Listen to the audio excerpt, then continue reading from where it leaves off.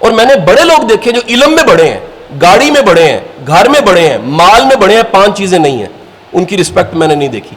ایک اور پہلو دیکھیے گا, یہ میں پچھلے کئی دنوں سے افطار میری کیونکہ کہیں نہ کہیں ہو رہی ہے تو یہ بات میں ضرور کر رہا ہوں.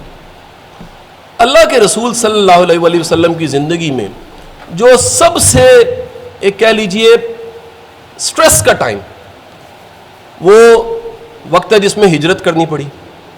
اور وقت کون سا جی؟ جس میں آپ شیب ابی طالب میں رہے, غم کا سال منایا.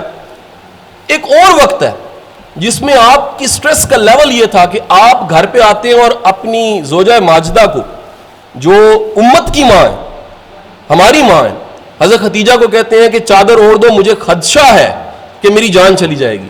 وہ وقت ہے جب نبوت ملتی ہے. اس کائنات کی سب سے بڑی رسپانسبلٹی نبوت ہے.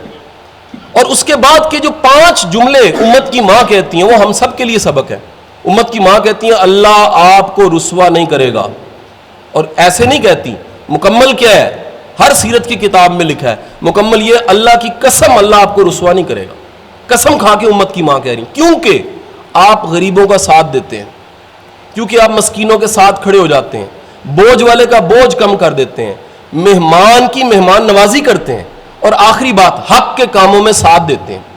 حضرت ہم سب کے سب گریس چاہتے ہیں. گریس عملی طور پہ اس کو ملتی ہے جس میں 5 خوبیاں ہوتی ہیں.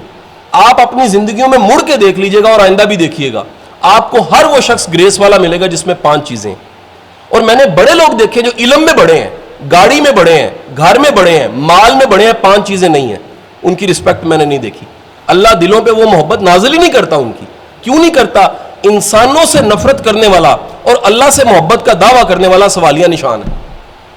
اور اللہ سے محبت کرتے ہوئے, بندگی کا حق ادا کرتے ہوئے مخلوق سے پیار کرنے والا سرفراز ہوتا ہے ہمیشہ. تو آپ کبھی پیار کر کے دیکھیے, آپ کبھی انکنڈیشنل لو کر کے ساتھ لگا کے دیکھیے. آپ کسی گناہ گار اگر پتہ لگتا ہے چھپائیے, پردہ ڈال کے ساتھ چلا کے دیکھیے. سب سے خطرناک گناہ گار پتہ کون ہے؟ جو اعلانیہ گناہ گار ہے. اس کے لیے جہاد ہے, اس کے سامنے کھڑے ہو جانا چاہیے, اس کی سر کو بھی کرنی چاہیے. لیکن ایک ایسا گناہ گار جو چھپا ہوا ہے, آپ تشہیر شروع کر دیتے ہیں, گناہ میں شامل ہو گئے, جو آج کل میڈیا کر رہا ہے.